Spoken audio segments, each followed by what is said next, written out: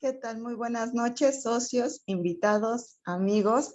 Qué bueno que estén conectados en este momento para escuchar a una súper oradora que tenemos el día de hoy. Déjenme contarles algo de sus credenciales para que sepan la calidad de capacitación que vamos a tener esta noche. Bueno, pues les comento que ella es médico veterinario egresada de la UNAM. Tiene una especialidad en medicina y cirugía de perros y gatos. También tiene una certificación de suplementación y en este proyecto de USANA, tiene el rango de líder motivador platino premier, además de que por el momento es líder bronce. Sin embargo, estamos segurísimos de que muy pronto alcanzará nuevas metas, nuevos rangos y seguirá su avance y crecimiento. Y bueno, pues los dejo con la doctora Itzel Palacios. Doctora, muchísimas gracias por acompañarnos esta noche. Somos todo oídos. Muchas gracias por la presentación, encantada de estar con ustedes. Déjenme compartir la pantalla y me pueden confirmar que ya se ve, por favor. Sí, se ve perfecto. Se ve Excelente. perfecto. Muy bien. Muchas gracias. Pues bueno, el día de hoy vamos a platicar sobre un tema que me parece sumamente importante y creo que podemos tener este dilema sobre si se trata de un problema estético o de enfermedad realmente. Pues bien, realmente se trata de una enfermedad, es una enfermedad crónica, es decir, puede durar muchísimo tiempo. Es multifactorial, esto quiere decir que hay muchísimas cosas que nos pueden generar esta enfermedad y a su vez nos predispone a otras complicaciones que pueden ser muy graves, inclusive la muerte. Está causada por factores genéticos, es decir, si mis papás, mis abuelos eran o tenían obesidad o sobrepeso, es más probable que yo la pueda desarrollar. Por factores sociales, porque tiene mucho que ver cuál es el entorno en el que me desenvuelvo. Si las personas con las que me relaciono están acostumbradas a comer de manera saludable o están acostumbradas a comer pura chatarra o a no comer a horas adecuadas, etcétera. Y por supuesto psicológicos, todo lo que yo tengo mentalizado, todo lo que yo conozco sobre el amor propio, sobre el autocuidado, etcétera, va a influir sobre cuáles son los hábitos que yo tengo y por lo tanto si puedo desarrollar o no esta enfermedad. La definición de sobrepeso y obesidad es una acumulación anormal o excesiva de grasa que puede ser perjudicial para la salud. Realmente esta definición es un poco ambigua, hay varias medidas que podemos tomar para poder cuantificar esto, el peso, el diámetro de la cintura, etcétera, pero el que más información nos va a dar es el índice de masa corporal. ¿Qué es el índice de masa corporal? Es la cantidad de grasa que tiene nuestro cuerpo y se obtiene a partir de un cálculo. En adultos se habla que con un índice de masa corporal de 25 o mayor ya es sobrepeso y si es de 30 o mayor se trata de obesidad. Si tengo menos de 25, entonces estoy en un buen peso, en un peso adecuado. Esto es en adultos, es decir, en personas mayores de 20 años, porque en niños el cálculo se hace un poquito más complicado, es un poco más específico, pero hay tablas de acuerdo a peso y estatura. Entonces, no hay problema, de todas maneras podemos consultar el índice de masa corporal de los niños. ¿Cuál es la relevancia o por qué platicar sobre obesidad? Bueno, pues se considera uno de los principales problemas sociales y de salud a nivel mundial. Esto es un problema que afecta en todas partes del mundo, no importa en dónde nos localicemos. Antes se pensaba que era más de países desarrollados por el tipo de alimentación que llevaban, sin embargo ya es igual. En prácticamente todos los lugares del mundo tenemos diferentes grados de obesidad. Para el 2004 se empieza a considerar como la pandemia del siglo XXI y realmente se considera la pandemia más grande que ha habido aún en la actualidad. Y a partir del 2010 se adoptó el término globesidad. Esto es por el alcance global que tiene este problema. Algunos datos interesantes que nos dice la Organización Mundial de la Salud es que desde 1975 a la fecha la obesidad se ha triplicado. Esto es impresionante, o sea, 3 veces las personas que había obesas hace 50 años es muchísimo. Para el 2016, que son las últimas fechas que reporta la página de la OMS, se decía que casi el 40% de la población en el mundo tenía sobrepeso, de los cuales 13% eran obesos. O sea, esto es muchísimo. 650 millones de personas en el mundo tienen obesidad a diferentes niveles. También para el 2016, 41 millones de niños menores de 5 años, o sea, bebecititos, tenían sobrepeso u obesidad. Esto también es sumamente grave porque estamos hablando de personitas que apenas están empezando el desarrollo, ¿no? Y 340 millones de niños y adolescentes, es decir, entre 5 y 19 años, también tenían sobrepeso u obesidad. Entonces, como pueden ver, son cifras realmente preocupantes. ¿Qué pasa en México? Bueno, en México 64% de la población tiene sobrepeso u obesidad, es decir, más de la mitad. Esto es sumamente grave y es algo que tenemos que empezar a tratar como ya, ¿no? Para ayer. Además, hay estudios que nos dicen que en América Latina y el Caribe afecta más a las mujeres que a los hombres. Hasta un 10% más mujeres tienen obesidad o sobrepeso. Pero la buena noticia es que la obesidad es una enfermedad que puede prevenirse y que puede controlarse de manera bastante simple. ¿Cuáles son las causas? Realmente lo que me va a generar obesidad es un desequilibrio energético entre las calorías consumidas y las calorías que son gastadas. Es decir, yo como más calorías de las que empleo en el día para realizar mis actividades, cualesquiera que éstas sean. Entonces, no importa a lo que me dedique, tengo que considerar que tengo que comer la cantidad de calorías necesaria o inclusive un poquito menos si ya tengo sobrepeso u obesidad que las que voy a utilizar a lo largo de mi día, ¿de acuerdo? Esto, como les comentaba, ha sido un problema social y es porque ha ocurrido 3 principales cosas. La primera es que consumimos más alimentos procesados. En la actualidad buscamos la garnacha, lo que está empaquetado, a veces lo que también es más fácil. Entonces, mucha gente tiene la costumbre de irse a desayunar un tamal y un atole o unas galletas o un gansito o compran pan para estar desayunando o cenando, que generalmente son las comidas que no se pueden hacer. Y pues esto a largo plazo evidentemente es dañino. Un descenso en la actividad física y la vida se ha vuelto cada vez más sedentaria. ¿Esto por qué? Pues por el tipo de trabajo, ¿no? Que cada vez nos exige más estar sentados en oficinas, frente a computadoras.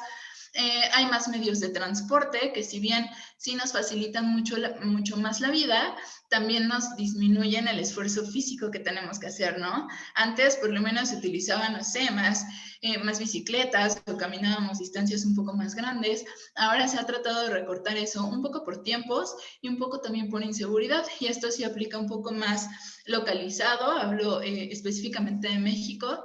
Hay zonas que son sumamente inseguras, entonces no importa si yo voy a ir aquí a 3 cuadras, la verdad es que a veces sí prefiero utilizar el carro porque me da miedo que me pueda suceder algo, ¿no? Entonces eso también impacta en la actividad física que podamos hacer.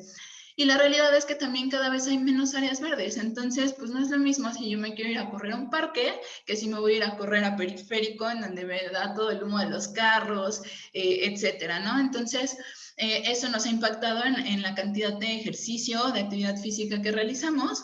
Y otro es la información que nos dan todos los medios de comunicación, ¿no? Cada vez vemos más anuncios en la televisión, en los espectaculares, hasta en las mismas medidas de transporte, en los camiones, en el metro, etcétera, sobre todos estos alimentos procesados, ¿no? Y entonces puedo ver comerciales de McDonald's, puedo ver comerciales de Bimbo, de Coca-Cola, etcétera, y pues eso es un bombardeo para que yo vaya y sea lo que se me antoja, ¿no? ¿Por qué? Porque es lo que traigo en mi subconsciente.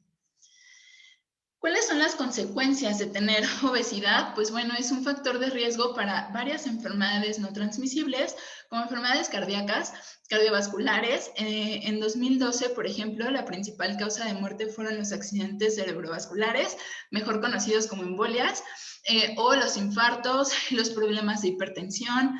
Todo esto es desarrollado sin duda en personas que tienen obesidad y sobrepeso. Diabetes también, de hecho, más adelante lo vamos a mencionar un poquito, son dos enfermedades que van de la mano y que se están empezando a considerar como una misma enfermedad. ¿Por qué? Porque llevan muchos patrones o llevan como el mismito camino de enfermedad para desarrollarlo. Entonces, definitivamente una persona que tiene obesidad muy probablemente va a desarrollar diabetes. Trastornos del aparato locomotor, como desgaste articular, sobre todo es el principal, ¿no? Personas que tienen sobrepeso obviamente empiezan con dolor de rodillas, de espalda. ¿Por qué? Porque están cargando más peso. Es un cuerpo que a lo mejor está diseñado para cargar 60 kilos, pero está cargando 80. Por supuesto que hay un mayor desgaste en esas articulaciones y en esos huesos. Y se ha encontrado que algunos tipos de cáncer, como el de útero, como de glándula mamaria, como de próstata, que son sumamente comunes o frecuentes, están directamente relacionados con tener sobrepeso y obesidad. En niños, como vieron, también tenemos una gran cantidad de niños obesos. Se asocia a un montón de problemas como mayor dificultad respiratoria, mayor riesgo a fracturas, desarrollo de hipertensión en edades muy, muy tempranas. Y si bien los niños no desarrollan infartos como tal, sí desarrollan marcadores tempranos de enfermedades cardíacas, es decir, sí se afectan esos corazoncitos y entonces empiezan a liberar sustancias que no son normales y que deberíamos de pensar cuando vemos estos estudios de sangre en personas de 50, 60 años y los estamos encontrando en niños de 10, 12 años. Obviamente hay efectos psicológicos. ¿Por qué? Porque estamos en una sociedad que tiende a marcar las cosas que consideran como malas o que consideran diferentes. Entonces, eso impacta directamente en la salud emocional de nuestros niños. Pueden desarrollar resistencia a la insulina. También cada vez se ve más frecuentemente diabetes juvenil y esta es una de las razones, porque cada vez tenemos más niños obesos. Obviamente un niño obeso tiene mayor probabilidad de ser obeso de grande, de tener muerte prematura o algún tipo de discapacidad cuando llegan a ser adultos. Ahora bien, ¿qué es la obesidad o cómo se desarrolla? Vamos a hablar principalmente del tejido adiposo, ¿de acuerdo? Este es un término que vamos a estar mencionando, pero ¿cuáles tipos de tejido adiposo existen? Porque no nada más es uno, no nada más hay grasa. Tenemos el tipo de adiposo blanco, que es el reservorio de energía y es ese que odio, es el que me forma la lonjita, la papada, etcétera. Y aquí se va a desarrollar por acumulación de triglicéridos. Entonces, todos estos triglicéridos que viajan en la sangre se van a alojar en las células de grasa y van a hacer que crezcan. Tenemos el tejido adiposo marrón, que también es conocido como grasa buena. Esta es específica de mamíferos y tiene como función formar calor. Entonces, por eso es que se considera buena. Aquí llegan los triglicéridos, llega la glucosa a estas células y en lugar de acumularlas, va a utilizarse para producir calor. Y tenemos un tejido adiposo que es como intermedio, que ahora se le ha llamado beige. Realmente todavía está en estudios este tipo de grasa, pero este puede actuar como el blanco o como el marrón, dependiendo de cuáles son los factores externos que tiene, ¿de acuerdo?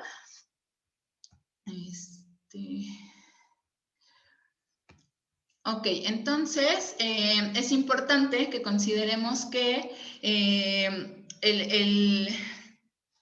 los estímulos externos que le podamos dar a nuestro cuerpo son importantes. ¿Cuáles son este tipo de estímulos? Primero, la alimentación que llevamos. Obviamente, si estamos dando una alimentación rica en grasa, rica en calorías, rica en carbohidratos, pues este tejido adiposo se va a convertir o se va a comportar como un tejido blanco y va a acumular toda esta energía. Si le damos una dieta un poco más balanceada, si lo sometemos a temperaturas frías, a actividad física, entonces se va a comportar como el tejido adiposo marrón, que es lo que queremos. Ok, ahora, ¿cómo se da la enfermedad? El tejido adiposo, ya vimos cuáles son los tipos que existen. Ahora, ¿cómo está formado? Está formado por células que se llaman adipocitos, está formado por una cama, que es la que sujeta a los adipocitos, que se llama estroma, y por células inmunes o células de defensa. Ahora, ¿cómo va creciendo? Bueno, el desarrollo de los adipocitos, de las células de grasa, se da por dos vías. Hipertrofia, es decir, que va a crecer, una sola célula va a ir creciendo, e hiperplasia, es decir, una célula se va a dividir para dar origen a nuevas células. Como ya mencioné, la función principal del adipocito es ser un almacén de grasa excedente, principalmente en forma de triglicéridos, pero además va a tener una función endocrina, es decir, va a producir hormonas. Y estas hormonas van a estar involucradas en el equilibrio energético del cuerpo, es decir, en decidir cómo se va a utilizar las calorías, cómo se van a utilizar las grasas, si se producen nuevas grasas, etcétera. Cuando tenemos obesidad, hay una alteración en este equilibrio, justamente en el proceso de producción de estas hormonas y en cómo funcionan estas hormonas, lo que va a generar una inflamación a nivel de todo el cuerpo. Se empieza a inflamar el tejido adiposo y esto va a empezar a mandar señales a todo el cuerpo para que se genere una inflamación que se llama sistémica, pero es de bajo grado, es decir, yo no lo voy a percibir. ¿Por qué? Porque yo no voy a tener alguna molestia muy relevante, porque además esto va siendo muy gradual. Yo no voy a sentir dolor en algún momento. O sea, realmente no va a haber algo que físicamente me diga, te estás inflamando. Pero ¿por qué se considera una enfermedad inflamatoria? ¿O cómo lo sé? Porque hay una gran producción de células que son propias de inflamación, como proteína C reactiva, interleucina, etcétera, nombres que realmente no son tan relevantes, pero es importante que sepan. Justamente esto es lo que vamos a encontrar en cualquier enfermedad inflamatoria. Y una persona que tiene sobrepeso u obesidad tiene un incremento en todas estas sustancias, ¿de acuerdo? Como ya les había mencionado, si exponemos a mi cuerpo a una dieta alta en grasas, sobre todo si son grasas saturadas, alta en carbohidratos, va a hacer que estas células empiecen a proliferar, es decir, empiecen a reproducirse y a crecer sin la necesidad de una señalización. Entonces, se pierde esta regulación de necesito más células, ya no, etcétera, y va a empezar a haber un crecimiento descontrolado, va a empezar a haber un crecimiento continuo de estas células. Después de que llegan a cierto tamaño, o sea, hay un límite para el crecimiento de estas células mientras funcionan normal, y cuando los sobrepasan van a empezar a funcionar inadecuadamente.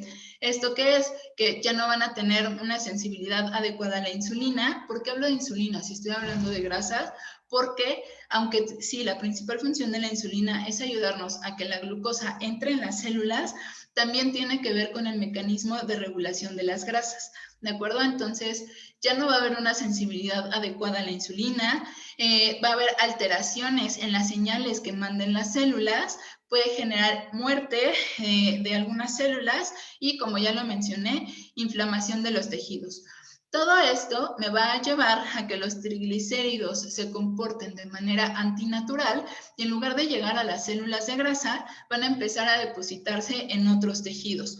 Y uno de los principales tejidos que se llega a afectar son los vasos sanguíneos, que es lo que conocemos como placas ateroscleróticas.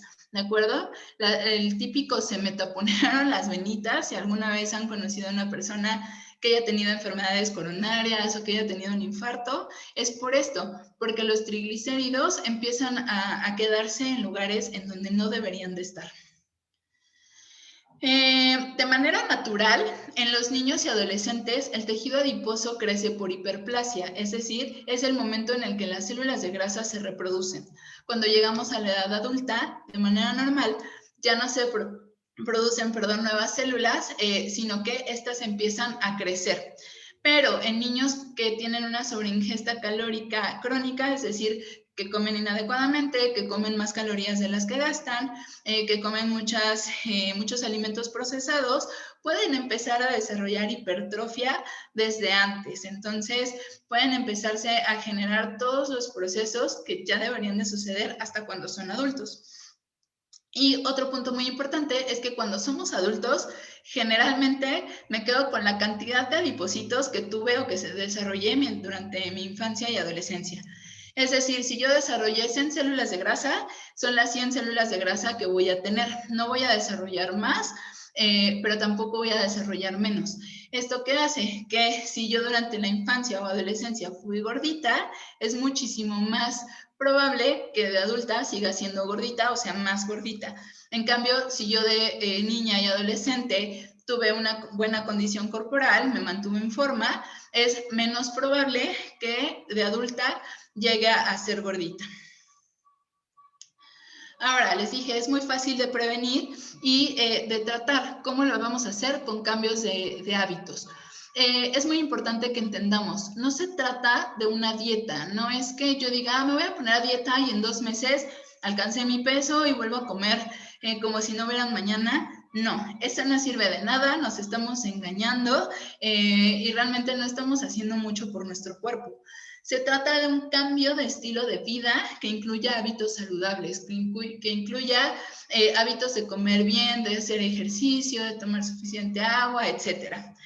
Entonces, ¿qué voy a hacer? ¿Cómo lo hago? Bueno, pues voy a limitar la ingesta energética que venga de alimentos procesados, ¿no? Ya les decía, azúcares, grasas saturadas, garnachas, etcétera, todo eso, limitarlo y de preferencia, pues eliminarlo. No está mal si de repente se me llega a antojar un pan, no está mal, pero no lo voy a comer diario, ¿no?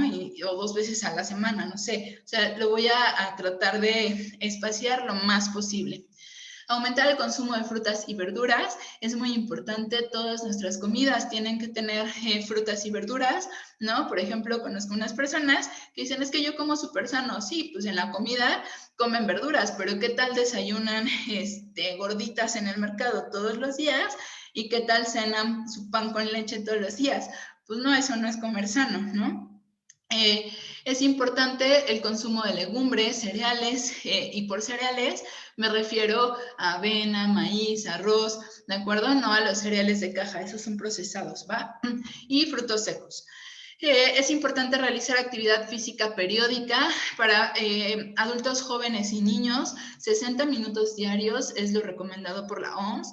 Para adultos mayores se recomiendan 150 minutos a la semana, que esto realmente es súper poquito, ¿va? Entonces, es algo muy, muy fácil de poder hacer. Y suplementación de alta calidad. Esto también es sumamente importante para poder apoyar un estilo de vida saludable. ¿Por qué suplementación o qué hay con esta suplementación? Bueno, de manera mundial existe una gran deficiencia en el consumo de vitaminas y minerales. Está más marcado en países en vías de desarrollo, sí, por el tipo de alimentación que se lleva. Sin embargo, esto es un problema a nivel mundial. El que nosotros tengamos dietas altas en carbohidratos y grasas suele incrementar esta deficiencia y además nos incrementa el consumo de grasas saturadas, pero no tenemos grasas monoinsaturadas, específicamente omega 3, que es súper importante. Esto tiene un impacto en todos los procesos que se llevan a cabo en nuestro cuerpo, particularmente en el cognitivo. Es decir, yo voy a rendir menos si no consumo los nutrientes que necesito, yo no me voy a concentrar adecuadamente, yo no voy a poder desarrollar mis trabajos. ¿Por qué? Porque no tengo los nutrientes que necesita mi cuerpo para poder procesarlos, para poder llevarlos a cabo, ¿de acuerdo? Y por supuesto, la deficiencia de nutrientes se ha asociado con un mayor desarrollo de obesidad, específicamente de obesidad infantil.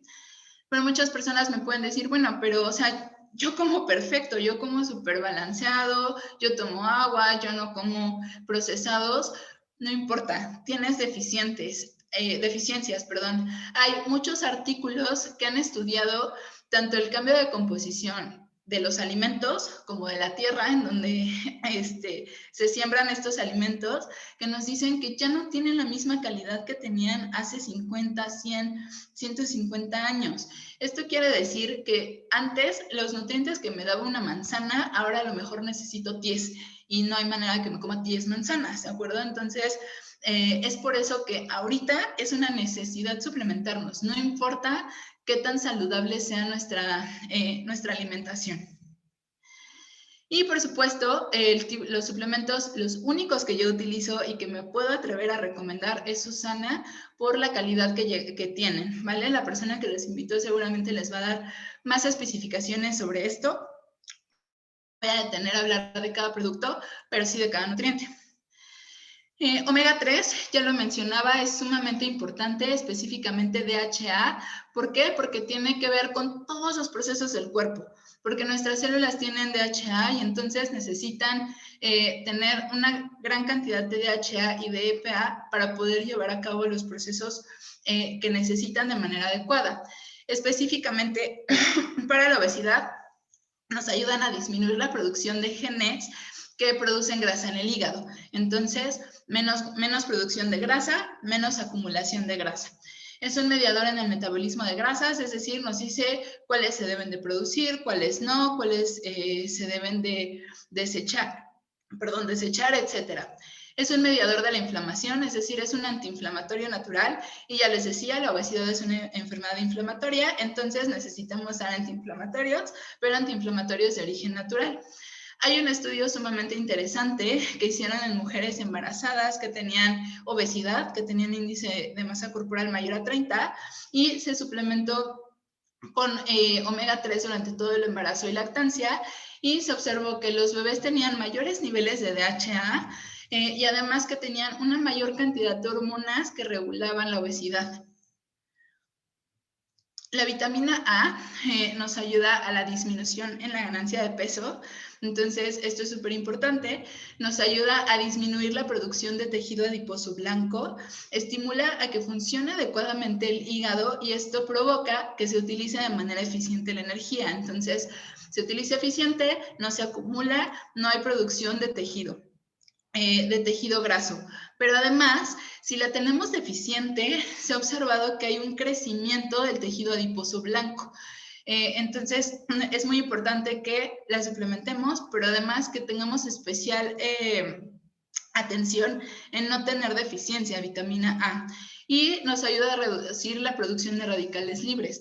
Los radicales libres son las toxinas que se producen en las células después de todos los procesos que llevan. Entonces, es como el desecho que tienen las células y el problema de este desecho es que son tóxicos, es decir, me van a generar daño en las células que están alrededor. Entonces, la vitamina A nos ayuda a atrapar esos radicales libres. También se ha observado que el consumo de vitamina C nos ayuda a disminuir la ganancia de peso corporal, a disminuir el cúmulo de grasa o de los depósitos de grasa. También se ha observado que el consumo de vitamina C ayuda a cambiar los genes o la expresión de genes que tienen que ver con las hormonas que participan en el metabolismo de las grasas. Provoca o nos ayuda a una disminución en la cantidad de tejido adiposo subcutáneo, es decir, en la lonjita, en la papada, en todo lo del brazo, todo eso, la vitamina C nos ayuda a eliminarlo. Y si lo suplementamos, aunque sean dosis bajas, nos ayuda a tener cambios en el metabolismo del colesterol. Entonces, a lo mejor yo no soy una persona con sobrepeso, no soy obesa, pero sí tengo por ahí problemas de colesterol altos, vitamina C es para ti.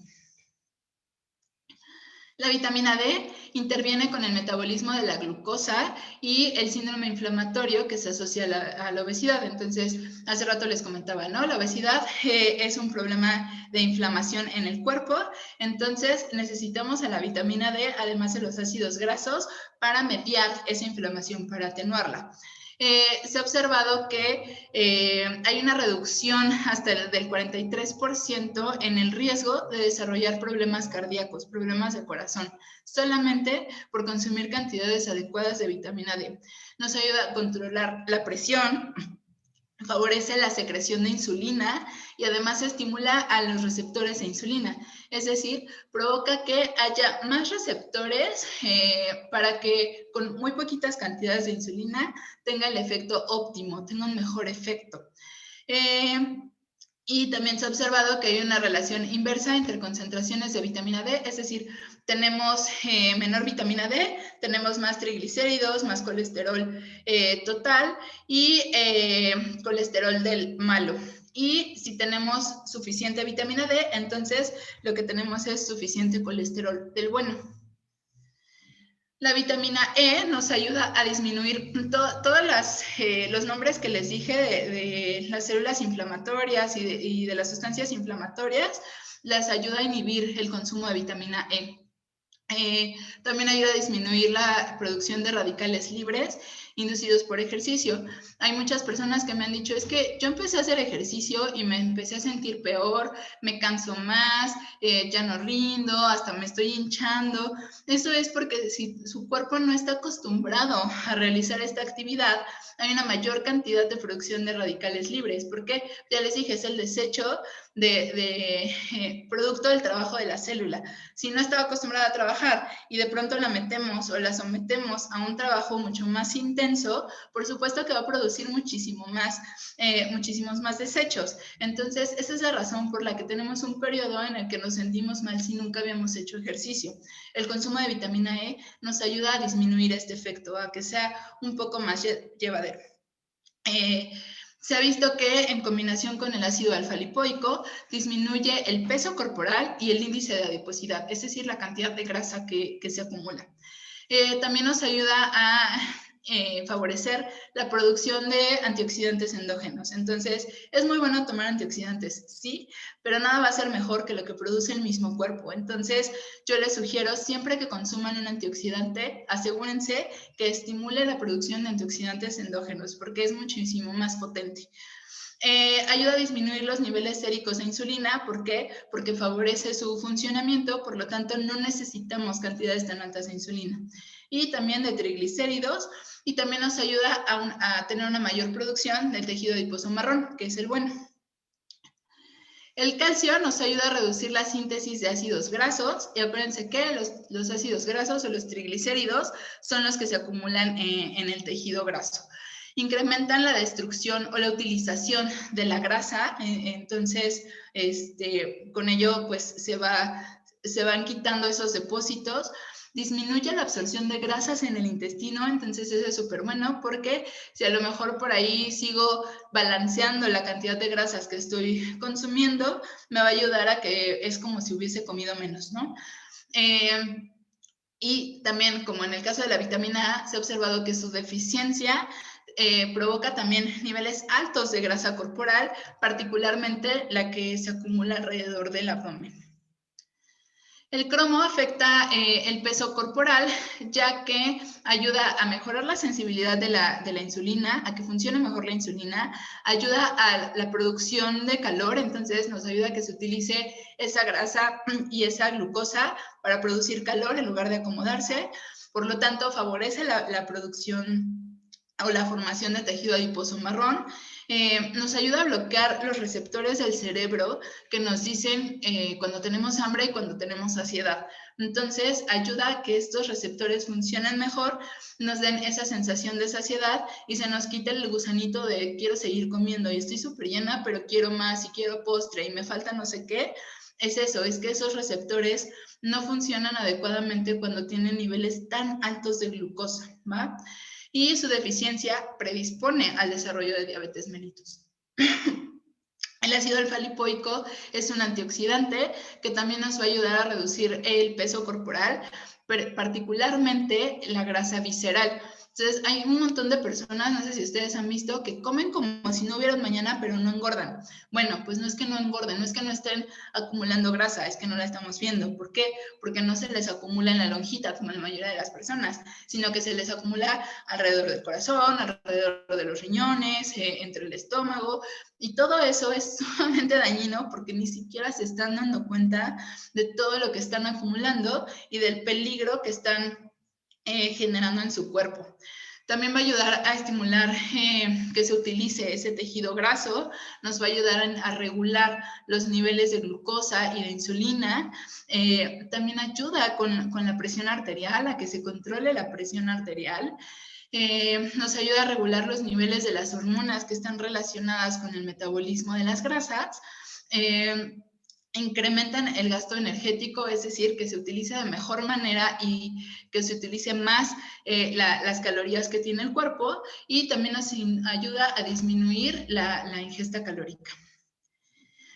El extracto de té verde tiene muchísimas propiedades, muchas de verdad, pero específicamente para obesidad nos va a ayudar a disminuir el peso corporal, porque va a ayudar a disminuir el tejido adiposo, tanto subcutáneo, es decir, tanto la lonjita como el visceral, el que está alrededor del corazón, etcétera, y por lo tanto va a ayudar a disminuir el índice de masa corporal, ¿vale? Tiene propiedades antiinflamatorias y antioxidantes, por mencionar algunas. Los polifenoles son los antioxidantes más potentes que existen, específicamente el resveratrol tiene un efecto de cardioprotección. Se ha visto que ayudan a proteger las células del corazón, específicamente, a que no haya cambios ni en su función ni en su estructura, y eso es sumamente importante porque acuérdense que las personas con obesidad tienden a desarrollar enfermedades cardíacas. Va a haber una reducción en el consumo de glucosa en las células hepáticas y por lo tanto no va a haber esta producción excesiva de grasas. Se han reportado efectos anti-diabesity. Este término hace referencia a lo que les comentaba hace un rato, de que ya se está considerando que la obesidad y la diabetes son una misma enfermedad en diferentes estadios. Entonces, en algunos países se ha adoptado este término anti-diabesity porque se considera una misma enfermedad. ¿Cómo lo hace? Porque nos va a ayudar a activar las enzimas que se encargan específicamente de regular el metabolismo de la glucosa celular. Entonces, nos va a ayudar a inhibir o a bloquear la formación de nuevas células de grasa. ¿Qué hay con la dieta?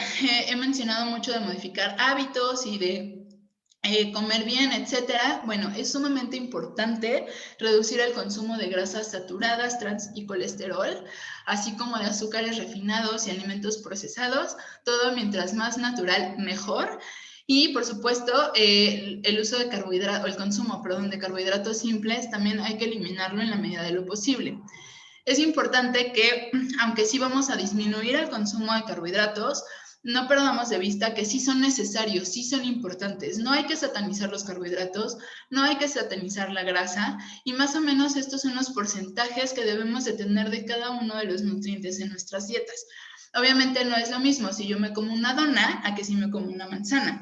Los dos tienen carbohidratos, pero los de la manzana tienen una forma más amistosa con mi cuerpo, en la que mi cuerpo la puede utilizar de mejor manera y no se va a acumular en forma de grasa, a que si me como una dona, ¿va?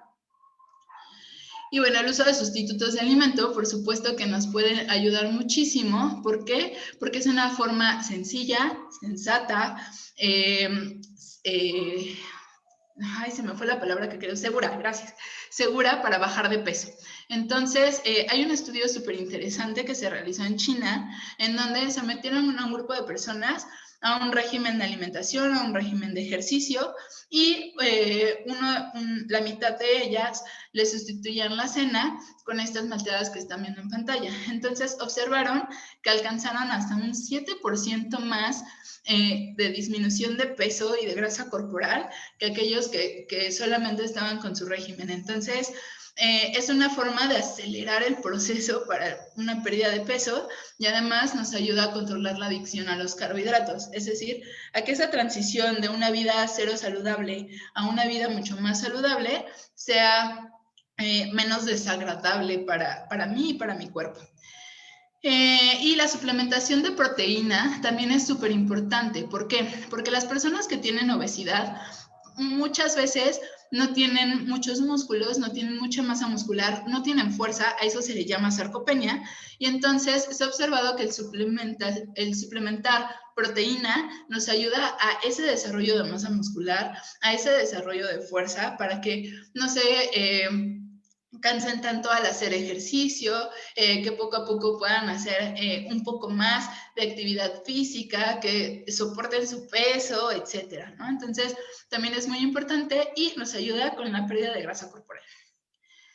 El consumo de fibra es sumamente importante, eso es algo que casi no hacemos en la actualidad y eso está pésimo, entonces tenemos que consumir entre 25 y 40 gramos de fibra al día y de estos al menos 13 gramos deben ser de grasa soluble. ¿Por qué grasa soluble? Porque es grasa prebiótica, es decir, va a ser el alimento que necesitan las bacterias que hay en mi intestino para poder llevar a cabo todos los procesos que se deben de llevar a cabo.